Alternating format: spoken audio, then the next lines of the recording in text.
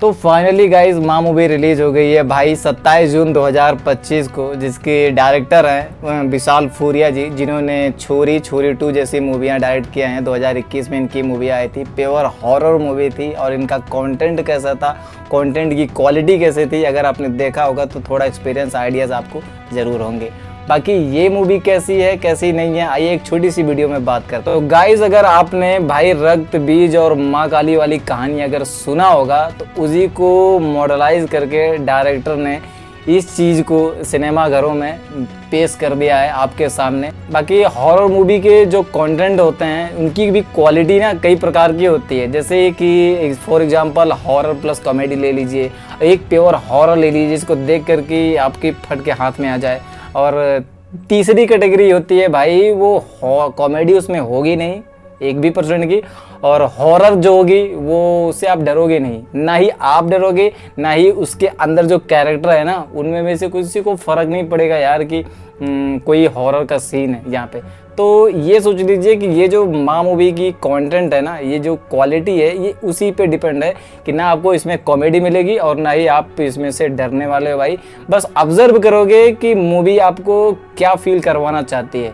तो फाइनली इस मूवी का जो स्टोरी शुरू होती है वो बंगाल से शुरू होती है, जहाँ चंद्रपुर नाम का एक गांव होता है, जहाँ पे वो रक्त बीज का एक बीज जो होता है, खून जो होता है वो गिरा होता है उस गांव में, और वो जो राक्षस होता है भाई वो वहाँ पे रहता है।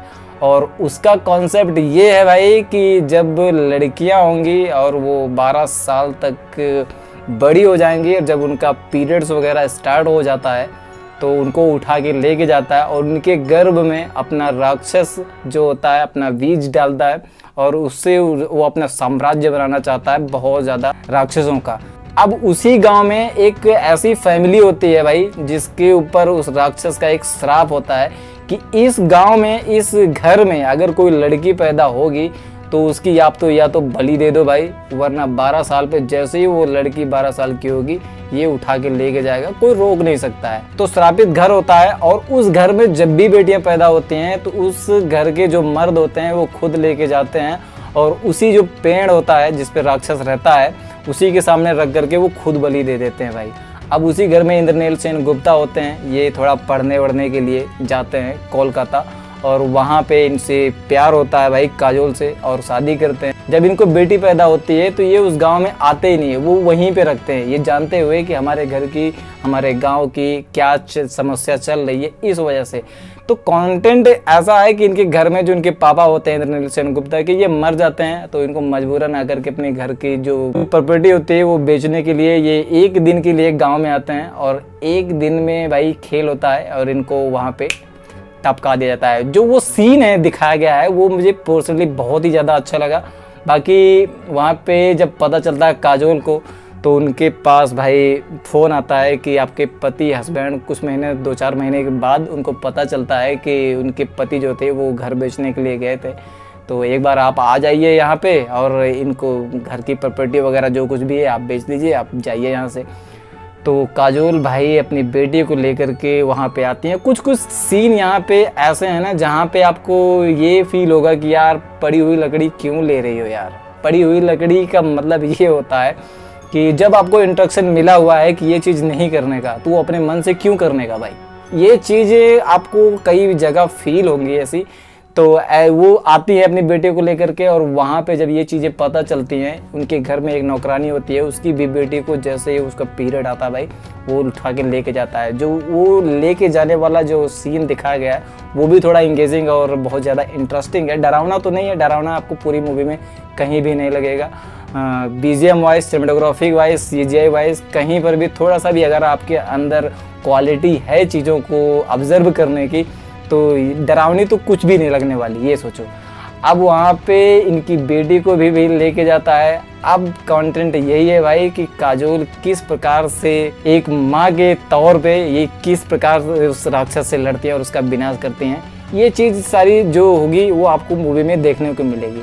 बात करते हैं मूवी की, तो मूवी आधी का देख 25% आपको प्रेडिक्टेबल लगेगी।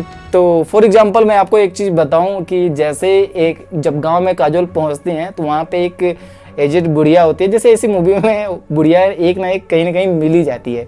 चीज़ों को समझाने के लिए वो बहुत पुरानी होती है, वो बताती है। तो ये ऐसी कहानियों में, ऐसी स्टोरी में होता है, तो इसमें भी है भाई। तो वो बताती है कि एक माँ काली का मंदिर होता है जो बंद सा होता है, और उसमें वो होता है कि जब माँ काली दर्शन देंगी और जिस इंसान को दर्शन देंगी वो जब पूजा करेगा तभी भाई ये मंदिर का दरवाज़ा खुलेगा, और वही जो होगा वो विनाश, उस राक्षस का विनाश करेगा। अब दिमाग में कोई भी होगा यार, थोड़ा सा भी अगर मूवी देखने गया है तो थोड़ा सा तो दिमाग तो होगा यार, वो प्रेडिक्ट कर लेगा भाई कि मेन लीड में अगर इस मूवी को कंट्रोल कर रही हैं काजोल, तो डेफिनेटली यार काजोल को ही माँ काली दर्शन देंगे, और यही चीज़ यहाँ पे है। तो मूवी इतनी इजी प्रेडिक्टेबल है कि आप धीरे से समझ जाओगे। और बाकी मूवी की बीजीएम की बात करूँ तो उतना खास नहीं है, लेकिन हाँ चलाने लायक है कि मूवी अगर है तो आप बीजीएम का कंट्रोल अपने दिमाग पे रहता है कि हाँ भाई चल रहा है, और नहीं भी होता यार तो क्या ही कहें। बाकी CGI जो है और VFX जो है वो यार कहीं न कहीं बहुत ही ज़्यादा बेकार सा लगा यार, एकदम डल सा लगा। क्योंकि जब जंगल का सीन आपको दिखाया जाता है तो आप गौर से थोड़ा सा बैकग्राउंड पे फोकस अगर करते हैं ना तो आपको पता चलता है यार कि दिन को ना रात बनाई गई है, पीछे से लाइटें वगैरह आ रही हैं।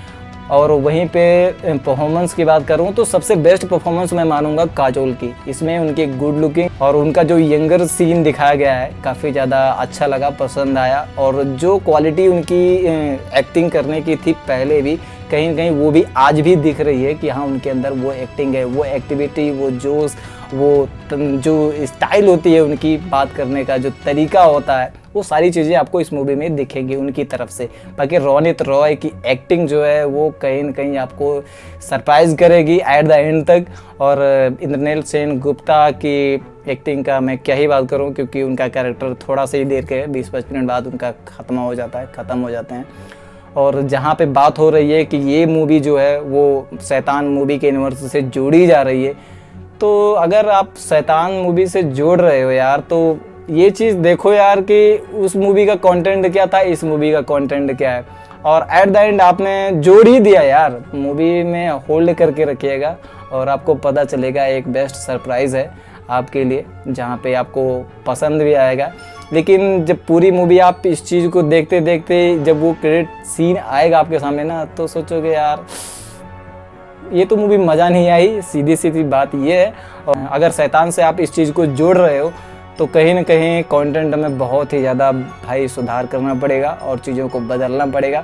डेफिनेटली अगर मैं बात करूँ तो डायरेक्टर तो बदलना ही पड़ेगा। बाकी मेकर्स द्वारा इतना सॉलिड कंटेंट था इनके पास, माँ काली और रक्त बीज जैसा कंटेंट इनके पास था कि एक ऐसा राक्षस है यार कि उसकी खून का जहाँ जहाँ पे भाई बूंद गिरेगी एक नया राक्षस बनेगा।